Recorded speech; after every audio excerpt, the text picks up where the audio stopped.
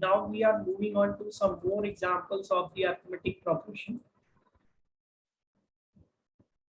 Till example number 12 we have already discussed.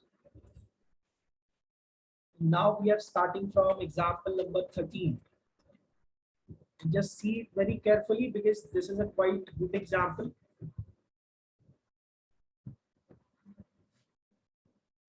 It says there is an AP 24, 21, 18, dot dot dot. Now he is asking how many terms must be taken. How many terms must be taken so that their sum is 78? क्या मतलब हुआ कहने का? मतलब ये हुआ कि हमें n टर्म्स का सम 78 दिया है. This 78 is representing the sum of the n terms. And the value of n is not given because he is asking you for how many terms the sum will be 78. So we are supposed to find out the number of terms. So if we have been given the sum, we are finding out the number of terms. So what are the essential ingredients of the formula of the sum of n terms?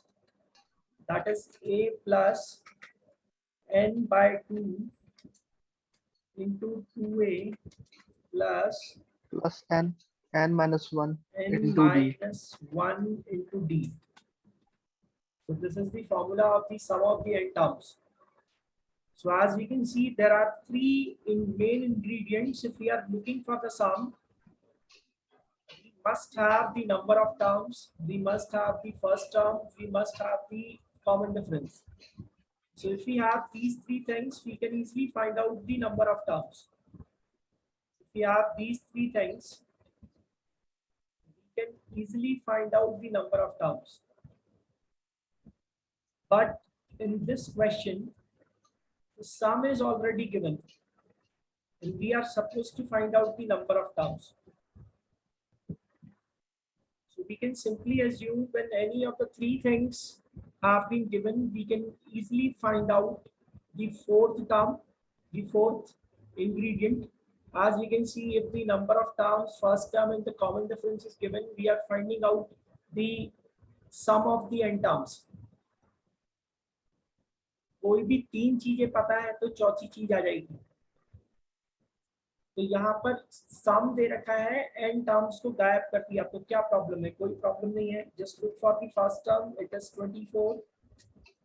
What is the common difference here? -3. -3.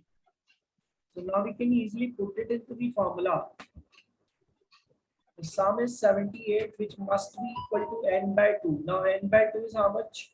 The value of n is not given to you, so we will just write n by 2. Now we have 2a. 2a is 2 into 24 plus n minus 1 into d. d is -3. So as the common difference is negative, just always put it into the bracket. Because if I do not put it into the bracket, it will be like this. n minus 1 minus 3.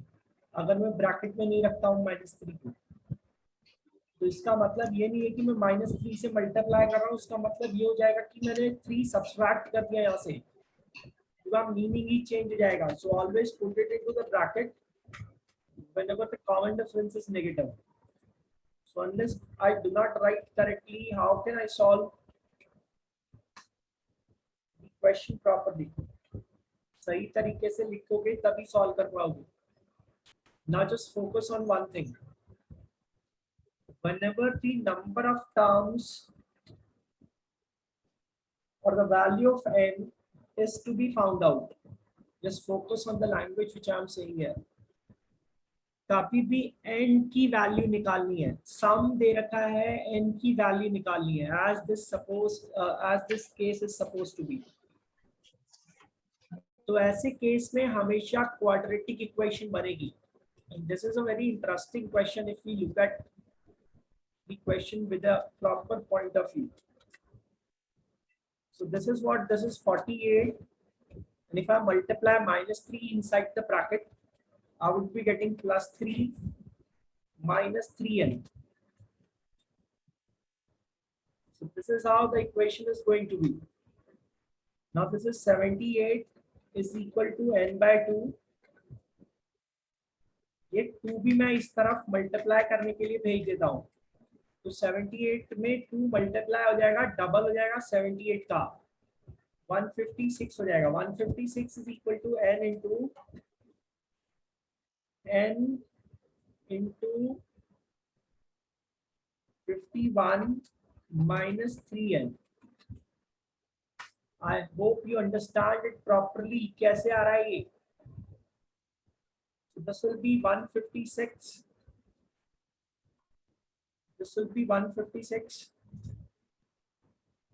is equal to 51n minus 3n square. Fine. So now put all the values and the variables on one side of the equation. So we can have some quadratic equation kind of thing here. So I'm just transporting complete RHS on the left hand side. So this will become 3n square minus 51n plus 156 is equal to 0. अब देखो 3 सब में common दिख रहा है, 3 cancel out कर सकते हैं. So this will become n square minus 17n plus 52 is equal to 0. Now we are supposed to solve this quadratic equation. So we must look for the factors of plus 52, two factors of plus 52 in such a way that the sum of those two factors must be minus 17. Quadratic equation कैसे solve करते हैं? 52 का multiply करेंगे n square के coefficient में यानी कि 1 में. भूल गए AC वाला कॉन्सेप्ट बताया था. AC वाला देखो, AC क्या है हमारा, प्लस का 52 है. इस प्लस के 52 को ऐसे दो पार्ट्स में ब्रेक करना है जिनका सम या डिफरेंस -17 होता है. तो आप समझ सकते हैं कि जब हमारा प्रोडक्ट प्लस का है तो या तो दोनों फैक्टर माइनस के होंगे या फिर दोनों फैक्टर प्लस के होंगे. अब अगर दोनों फैक्टर प्लस के हैं तो हमारा सम प्लस का होना चाहिए था, लेकिन हमारा सम प्लस का नहीं है, हमारा सम माइनस का है.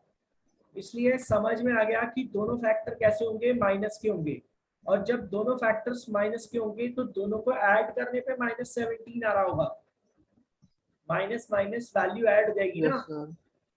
तो 52 के ऐसे दो फैक्टर देखो जिनका सम 17 है, क्लियरली दिख रहा है -13 and -4. So just split the middle term. -13n minus 4n plus 52 is equal to 0. अब मैं इसको फैक्टराइज कर लेता हूँ. क्लियरली दिख रहा है n minus 13 and n minus 4 में इस तरीके से फैक्टराइज हो जाएगा. So this will be equal to 0. So the value of n comes out to be 13 और 4. अब आप बोलोगे सर सॉल्व तो हो गया, लेकिन अगर मैं आपसे पूछूं ये क्वेश्चन आपको समझ में आया तो आप बड़ी खुशी से बोलोगे हाँ सर मुझे समझ में आया. लेकिन मैं आपको बता दूं कि ये क्वेश्चन कर तो लेते हैं बच्चे सॉल्व, लेकिन ये अच्छों को समझ नहीं आता. इवन तो टीचर्स को भी नहीं आता है कहीं. अब आपको भी लग रहा होगा सर इसमें है ही क्या, सॉल्व भी तो करना था बस. क्या आपने यहाँ पर सोचा कि आपके ये दो आंसर्स आ रहे हैं, यहाँ पर n की दो वैल्यूज आ रही हैं. समझ पा रहे हो? नहीं समझ पा रहे हो? सर मतलब n की वैल्यू 13 है तो भी सम 78 है, और n की वैल्यू हमारी 4 है तब भी सम 78 है। How is it possible? अरे यार, या तो सम हमारा 13 पे 78 होना चाहिए, या हमारा सम 4 पे 78 होना चाहिए। ऐसा कैसे कि 4 है तो भी चलेगा, 13 है तो भी चलेगा? तो इस क्वेश्चन को समझने के लिए अभी हम समझते हैं। आपको यहाँ पर, अभी तो ये सिलेबस में चेंज हो गया, लेकिन 2-3 साल पहले तक यहाँ पर क्वेश्चन इस तरीके से आता था, solve for the number of terms and explain the double answer,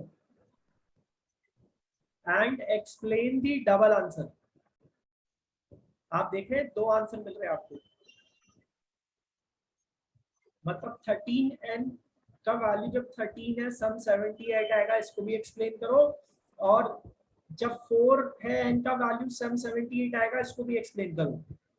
So I'm just giving you some more question on this, then we will also discuss the previous question जो अभी हम थोड़ी देर के लिए छोड़ दे रहे हैं।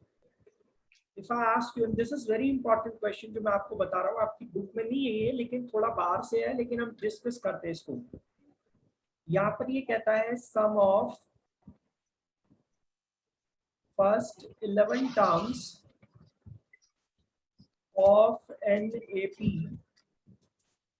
is equal to sum of first 19 terms of the same AP। ठीक है? Then find the sum of first 19 terms of these AP, not 19, 30 terms of AP। ठीक है? अब आप बोले सर यहाँ तो ना तो फर्स्ट टर्म दी है, ना ही यहाँ पर कॉमन डिफरेंस दिया है, ना ही कुछ और दिया है, सर ये क्या सवाल हुआ सर? तो बेटा एपी तो एक ही है, तो हम फर्स्ट टर्म मान लेते हैं हमारी ए है, और कॉमन डिफरेंस हमारा डी है। तो देखो बेटा S11 क्या होगा? S11 होगा 11/2 into 2a plus n-1 into D. सुनते जाना ध्यान से, ठीक है? और ये इक्वल होना चाहिए, किसके इक्वल होना चाहिए? फर्स्ट 19 टर्म्स के, ये n का वैल्यू 11 हो जाएगा, ठीक है? फर्स्ट 19 टर्म्स के सम के सर इक्वल। हमने 11/2 लिया क्यों? फॉर्मूला क्या है n टर्म्स का? n टर्म्स के सम सर का हमने फॉर्मूला क्या 11 है? ही सर हमने 11 ही क्यों लिया? अरे 11 टर्म्स का सम है ना, तो n का वैल्यू 11 नहीं हो गया? कितनी टर्म्स का सम है? 19 विद अरे 19 तो 11। दूसरी जगह इक्वेट करूंगा ना। Okay sir. इक्वल दे रखा है ना भाई, तो उसको तो दूसरी जगह यस इक्वेट सर। करूंगा ना मैं। अरे ऐसे देखो, ओके सर। ये जो आपका है, ये आपका S11 है,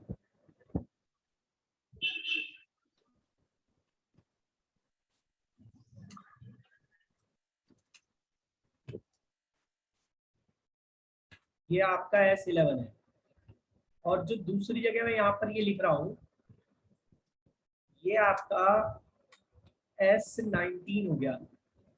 तो भाई दोनों इक्वल दे रखे हैं, तो ऐसे ही तो इक्वेट करूंगा। हाँ सर।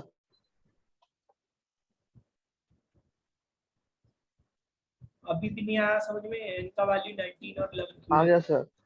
जब 11 टर्म्स का हाँ सर सम है समझ तो में आ n गया। को 11 ही रखेंगे ना। हाँ सर। अब देखो ये 2 से 2 कैंसिल हो जाएगा, 2 से 2 कैंसिल हो जाएगा। यहाँ पर क्या मिलेगा, 11 into 2a plus 10d is equal to 19 into 2a plus 18d। ठीक है, अब इसको सॉल्व करता हूँ। 22a plus 110 is equal to 38a plus 19 into 18। 19 into 18 कितना हुआ, 342। ठीक, समझ में आ रहा है? हाँ सर। कहाँ हाँ पे सर। समझ में आ रहा तेरे को? Yes sir. अब सारी वैल्यूज को और सारे वेरिएबल को एक तरफ ले जाओ।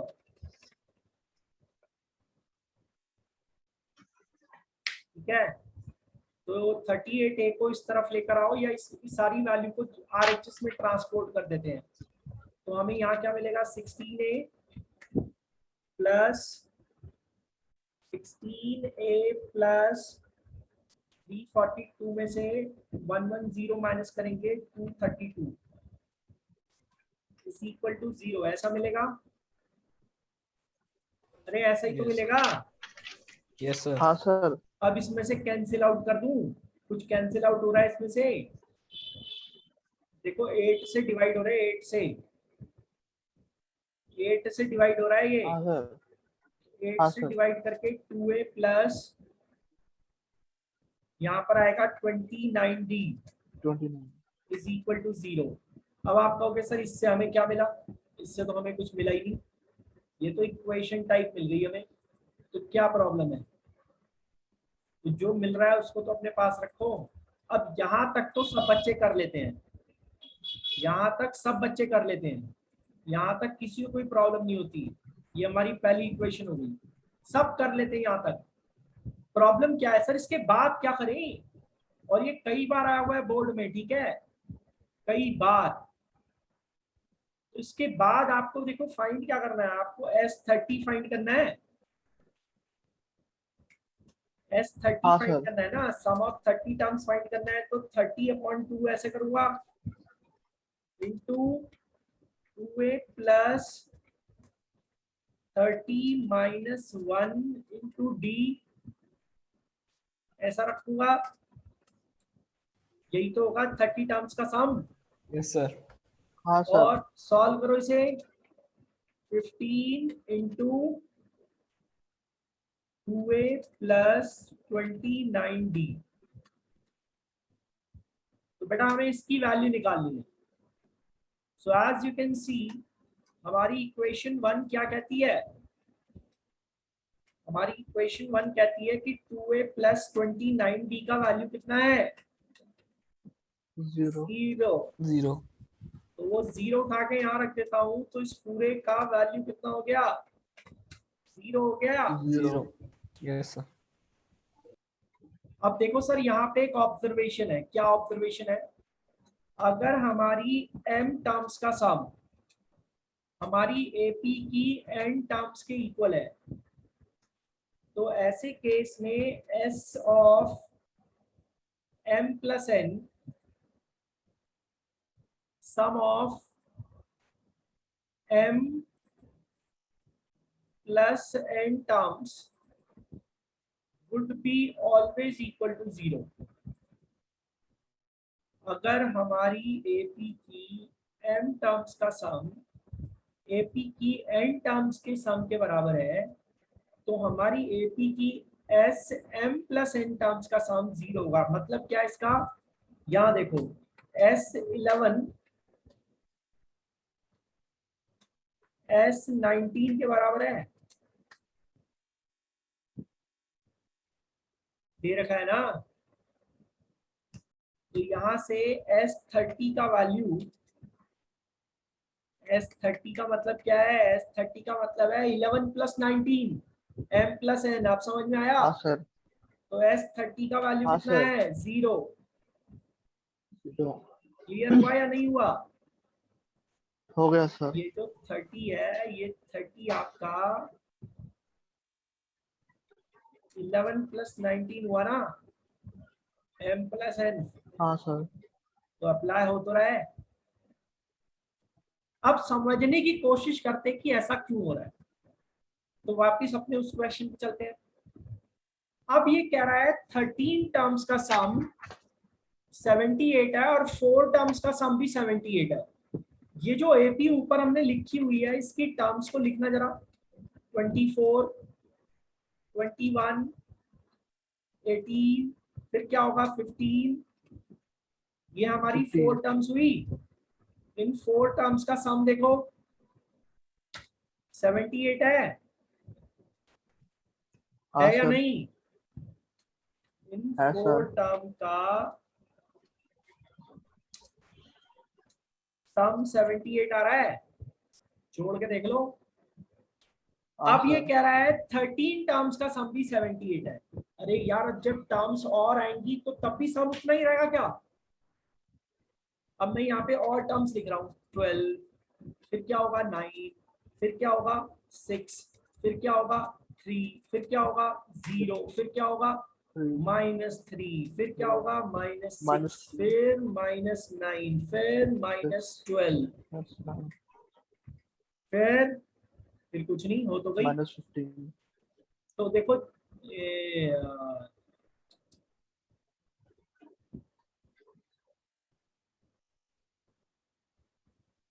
टर्म्स लिखो 12, 9, 6, ठीक है, फिर 3, फिर 0, फिर -3, फिर -6,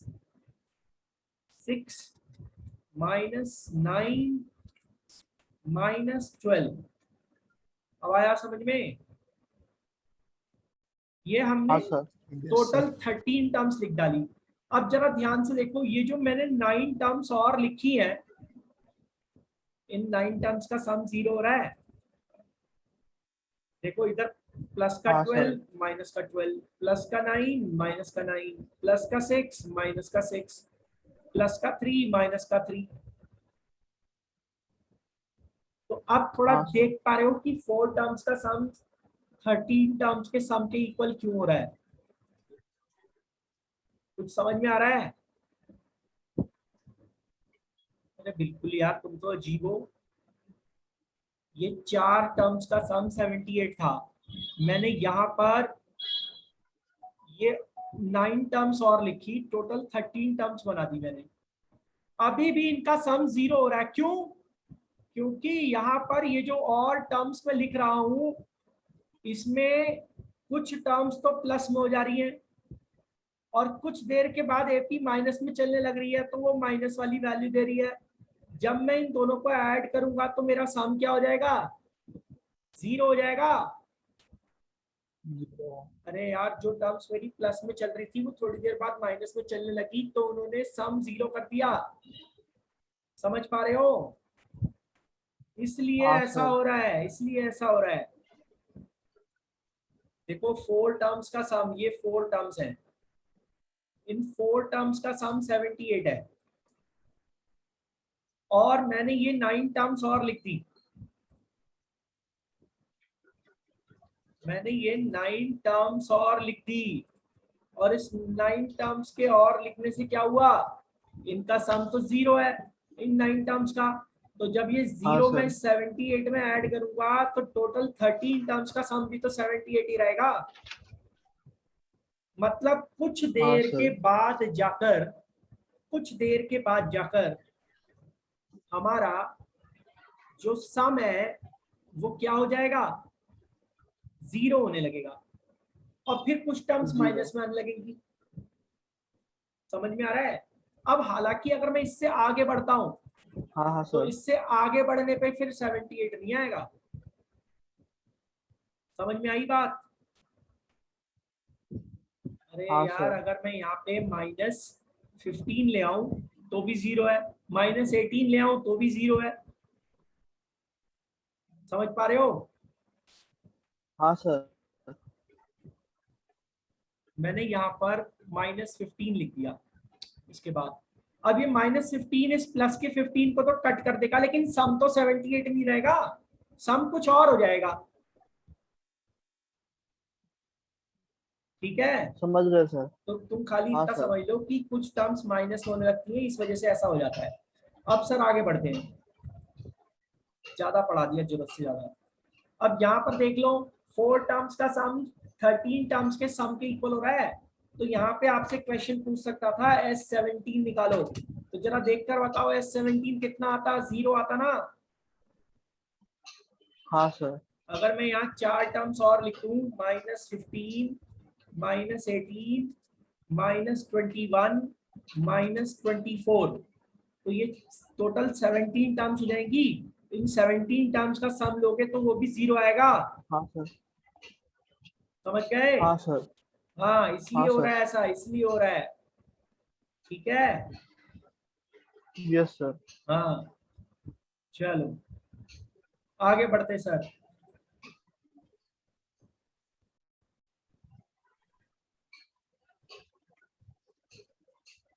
अब एग्जाम्पल 14 पे आ रहा है। क्या कह रहा है एग्जाम्पल 14? एग्जाम्पल 14 कह रहा है find the sum of first 1000 positive integers. तो इसके लिए स्पेशल केस बताया था मैंने, स्पेशल केस बताया था इसके लिए। क्या हाँ स्पेशल केस सर। बताया था? अगर sum of first n positive integers आपने निकालना हो तो आप अपना कौन सा फॉर्मूला यूज कर सकते हैं? जहां तक वैल्यू जारी है, n तक, जहां तक सीरीज जारी है, n into n+1 upon 2। Upon 2, ये यूज कर सकते हैं sir sum of first n natural numbers के लिए। तो अब हमारी सीरीज कहां तक जारी है? 1 + 2 + 3 डॉट डॉट डॉट, कहां तक? 1000 तक। तो n का वैल्यू क्या हो गया? 1000। n का वैल्यू क्या हो गया? अरे कल जो बताया था, कार्ल 1000। फ्राइडरिच गॉस की कहानी सुनाई थी, हाँ सर। ये तो गजनी बन जाते हो।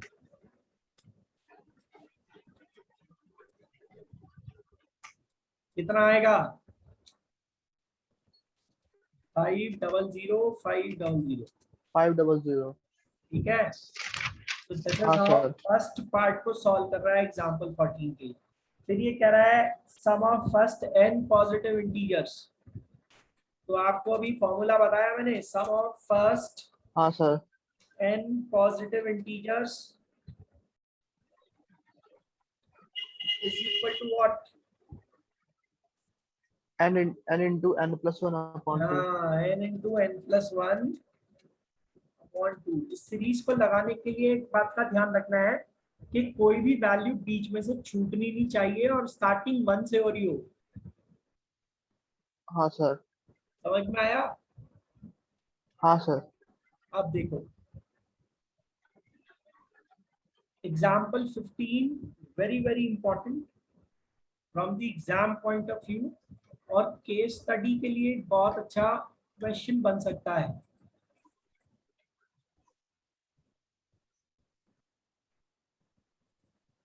Now see what example 15 says. देखने में अजीब सा लगता है लेकिन है बड़ा इजी। कह रहा है find sum of first 24 terms of the list of the numbers whose nth term is given by। तो हमें क्या फाइंड करना है? हमें S24 फाइंड करना है। ठीक है, sum of first 24 terms find करना है। तो जैसे ही वो कहता है 24 टर्म्स का सम, हमारे दिमाग में पिक्चर बन जानी चाहिए कि मेरे पास फर्स्ट टर्म हो, मेरे पास कॉमन डिफरेंस हो। नंबर ऑफ टर्म्स तो है ही मेरे पास 24। जब तक फर्स्ट टर्म और कॉमन डिफरेंस नहीं आएगा मैं सम फाइंड नहीं कर पाऊंगा। अब देखो, क्या हमें फर्स्ट टर्म और कॉमन डिफरेंस दे रखा है?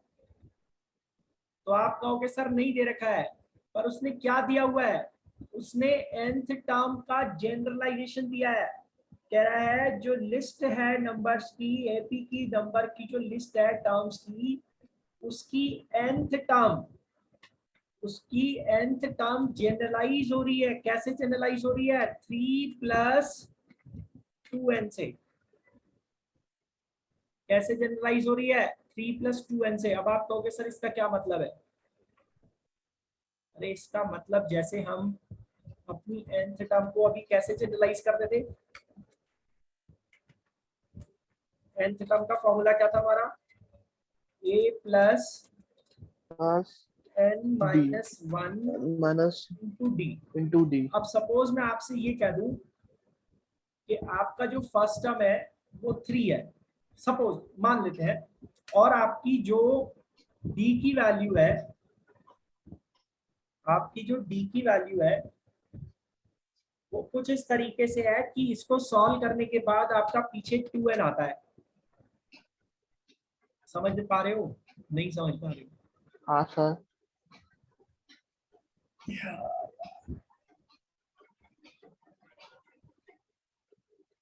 ऐसे समझते हैं। सपोज आपकी फर्स्ट टर्म 5 है और आपका n का वैल्यू आपको पता नहीं है, और मैं कहता हूं कि d का वैल्यू आपका 2 है, तो आपको इसको सॉल्व करने पे क्या मिलेगा? 5 माइनस 2 प्लस 2n, और फिर से इसको सॉल्व करने के बाद क्या मिलेगा?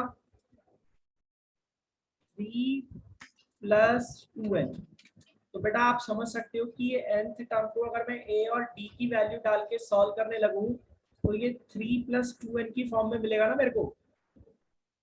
हाँ सर। यही 3 प्लस 2n उसने यहाँ चिपका दिया है। अब आया समझ में? हाँ सर आ गया। तो ऐसे दे रखा है तो घबराने की जरूरत तो है नहीं।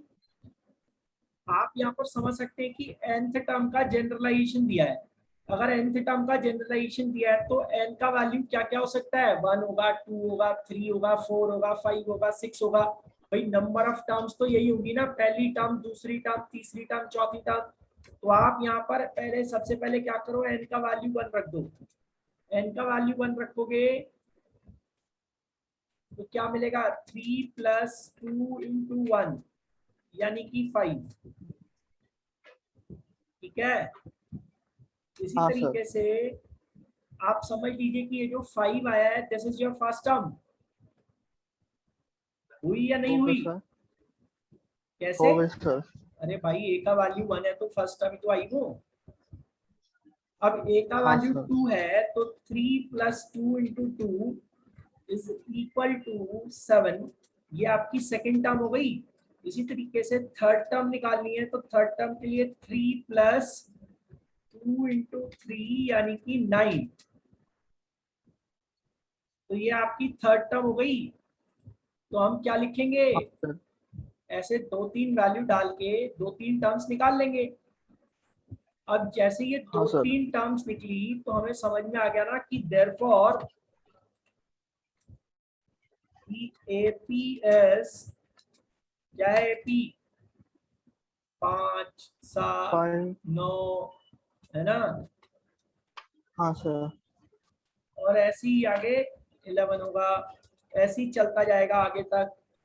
तो आप समझ सकते हैं यहाँ पर आपका फर्स्ट टर्म क्या निकला? फर्स्ट टर्म निकला 5, कॉमन डिफरेंस निकला 2। सब कुछ आ गया ना? 2। सब कुछ आ गया। हाँ सर। तो कभी भी ऐसे हाँ सर। जनरलाइज करके दे रखा हो ना तो कुछ नहीं करना है, एन का वैल्यू डालते जाओ 1 2 3 4 करके आपकी एपी आ जाएगी आपके पास। अब आप S24 निकालना चाहते हो तो निकाल पाओगे कि नहीं निकाल पाओगे? एन का वैल्यू 24 है यहाँ पर। हाँ सर निकाल तो लेंगे। S24 क्या होगा? 24 divided by 2 into 2 into 5, 2a। ठीक है? 2a हाँ सर। Plus n minus 1 into d. N का वैल्यू 24 है, 24 माइनस 1 इंटू डी, डी यानी कि 2। अब इसको सॉल्व कर दो सर।